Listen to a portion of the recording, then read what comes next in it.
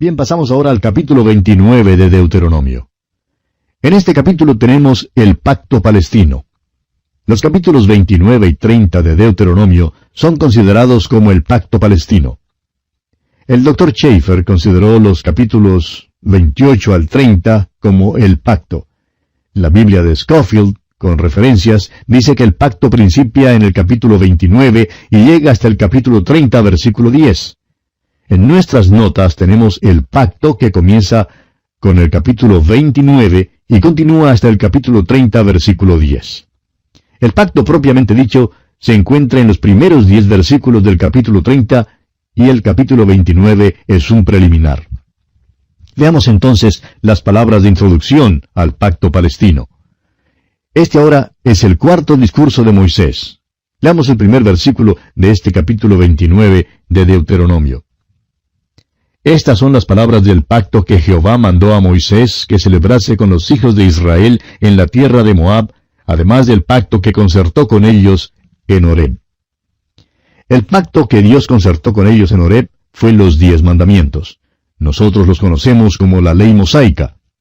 El pacto que Dios hará con ellos aquí tiene relación con la tierra y se llama el pacto palestino.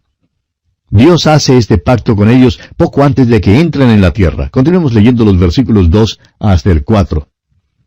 Moisés pues llamó a todo Israel y les dijo: Vosotros habéis visto todo lo que Jehová ha hecho delante de vuestros ojos en la tierra de Egipto, a Faraón y a todos sus siervos y a toda su tierra, las grandes pruebas que vieron vuestros ojos, las señales y las grandes maravillas.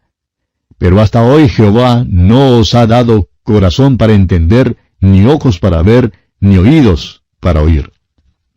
Estos israelitas eran niños y jóvenes entre la edad de 13 a 19 años cuando presenciaron algunos de estos incidentes.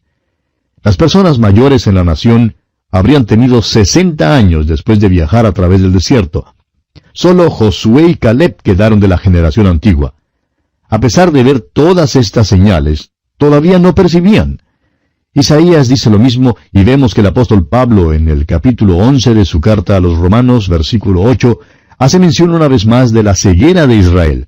Dice el apóstol Pablo, como está escrito, Dios les dio espíritu de estupor, ojos con que no vean y oídos con que no oigan, hasta el día de hoy. Hasta cuando Dios abra los ojos y los oídos de los hombres y las mujeres, no pueden oír el Evangelio. Ahora no deseamos que nos entiendan mal, amigo oyente. Sí pueden oír la palabra de Dios, pero no pueden oír el Evangelio con entendimiento. Un escritor de una revista mencionó en cierta ocasión este programa a través de la Biblia, en el cual recorremos o estudiamos la Biblia en 5 años. Y él cree que si uno trata de enseñar la Biblia, lo que hace es engañar a la gente con un negocio religioso.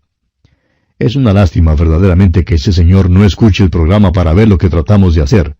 Y sin embargo, si escuchara, tampoco entendería. No le sería posible entender. Todavía continuaría creyendo que estamos enseñando la Biblia por radio con algún motivo egoísta. Creería que la Biblia simplemente se usa como propaganda, y no la creería de ninguna manera. Es necesario que el Espíritu de Dios obre mediante la palabra de Dios para abrir los ojos y el corazón de ese hombre, para que él vea que la palabra de Dios es eficaz y que avanza y alcanza a tocar los corazones de muchas personas. Ahora Dios dice que simplemente dejó a los israelitas allí mismo donde estaban. Ellos no tenían ninguna intención de volverse a Él. Habían roto su comunión con el Dios vivo y verdadero, y por eso Dios simplemente les deja en su estado de incredulidad. Leamos ahora el versículo 5 de este capítulo 29 de Deuteronomio. Y yo os he traído 40 años en el desierto. Vuestros vestidos no se han envejecido sobre vosotros, ni vuestro calzado se ha envejecido sobre vuestro pie. Imagínese usted, amigo oyente, caminar por 40 años con el mismo par de zapatos puestos y no se envejecieron. Ahora Moisés sigue describiendo su viaje por el desierto y habla de cómo estas experiencias debían haber abierto sus ojos. Son muchos los que hoy en día dicen que si Dios solo hiciera un milagro delante de sus ojos, creerían. Ahora estos israelitas aquí vieron un milagro por 40 años y todavía no percibían. No es por falta de evidencia que los hombres son inconversos, amigo oyente. No son inconversos a causa de la Biblia ni a causa de lo que ella no dice. El problema está dentro de ellos mismos. Son inconversos a causa de que son enemigos de Dios por modo ingénito, es decir, por naturaleza. No tienen ninguna capacidad para las cosas de Dios. Dios presenta una descripción del corazón humano y dice que es perverso. Nadie puede concebir en verdad. ¡Cuán terrible es en realidad! La mente carnal es enemistad contra Dios. El apóstol Pablo dice en su carta a los Romanos, capítulo 8, versículos 7 y 8, por cuanto los designios de la carne son enemistad contra Dios, porque no se sujetan a la ley de Dios, ni tampoco pueden. Y los que viven según la carne no pueden agradar a Dios. Ahora Pablo escribe estas palabras después de que Dios probó a Israel por 1500 años bajo la ley. ¿Qué descripción de la humanidad es esta? Aquellos que viven según la carne no pueden agradar a Dios. Moisés pues les da un resumen de su historia, y esto es lo preliminar al pacto. Pero aún antes de que el pacto se dé, se les cuenta lo que sucederá al fin. Y es que no cumplirán el pacto. Pero Dios expone claramente que su intención es traerles de vuelta a la tierra y bendecirles tanto a ellos como a la tierra. La tierra y el pueblo van juntos. En realidad, todo el sistema mosaico tiene relación con la tierra. No es tan solo para el pueblo, sino también para la tierra.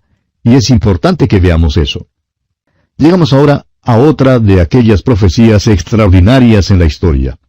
Nos cuenta cómo la condición de la tierra sería hoy en día y es exacta. En los tiempos de nuestro Señor, el monte de los olivos estaba cubierto con árboles. Era una región boscosa. Los enemigos que llegaron para conquistar la tierra cortaron los árboles del monte y dejaron desolada la tierra. El juicio de Dios no tan solo cae sobre el pueblo, también ha caído sobre la tierra. Pasemos ahora al versículo 22 y leamos hasta el versículo 29 de este capítulo 29 de Deuteronomio. Y dirán las generaciones venideras, vuestros hijos que se levanten después de vosotros, y el extranjero que vendrá de lejanas tierras, cuando vieren las plagas de aquella tierra y sus enfermedades de que Jehová la habrá hecho enfermar, azufre y sal, abrasada toda su tierra, no será sembrada, ni producirá, ni crecerá en ella hierba alguna, como sucedió en la destrucción de Sodoma y de Gomorra, de Adma y de Seboim, las cuales Jehová destruyó en su furor y en su ira. Mas aún todas las naciones dirán, ¿por qué hizo esto Jehová a esta tierra? ¿Qué significa el ardor de esta gran ira? Y responderán, por cuanto dejaron el pacto de Jehová el Dios de sus padres, que él concertó con ellos cuando los sacó de la tierra de Egipto, y fueron y sirvieron a dioses ajenos, y se inclinaron a ellos, dioses que no conocían, y que ninguna cosa les habían dado. Por tanto, se encendió la ira de Jehová contra esta tierra, para traer sobre ella todas las maldiciones escritas en este libro.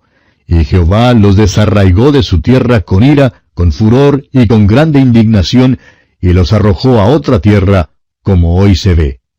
Las cosas secretas pertenecen a Jehová nuestro Dios, mas las reveladas son para nosotros y para nuestros hijos para siempre, para que cumplamos todas las palabras de esta ley.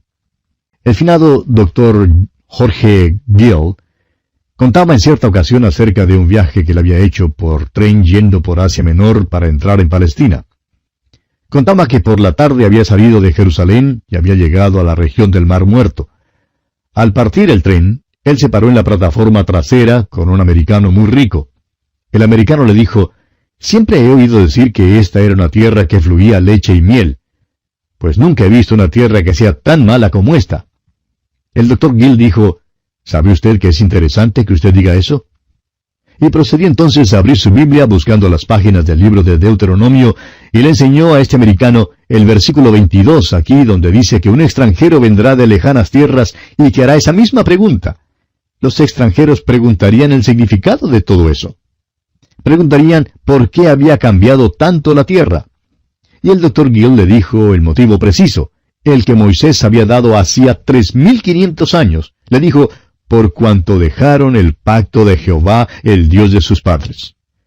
Ahora, amigo oyente, hay muchas cosas de las cuales el Señor no nos ha hablado mucho. Pero sí hay ciertas cosas que nos ha revelado. Es seguro que nos ha hablado acerca de esta tierra.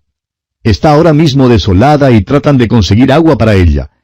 Las autoridades agrónomas han dicho que si la tierra pudiera ser rehabilitada por medio del riego, pues les sería posible sostener a unos 15 a 25 millones de personas. Cualquiera que viaje hoy por esas tierras seguramente preguntará, ¿qué significa el ardor de esta gran ira en la tierra que fluye leche y miel?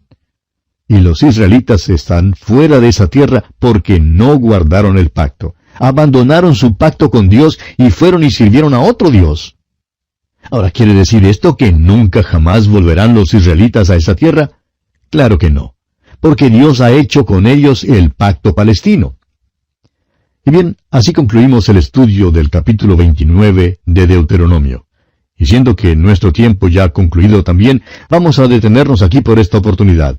En nuestro próximo programa, Dios mediante, comenzaremos nuestro estudio del capítulo 30, donde encontramos el pacto palestino propiamente dicho que Dios hizo con Israel. Notaremos que en ese pacto no hay ninguna condición. Principia diciendo qué sucederá y que ellos, es decir, los israelitas, se convertirán al Señor su Dios. Dios mismo cambiará sus corazones. Esta es una promesa incondicional de bendición futura.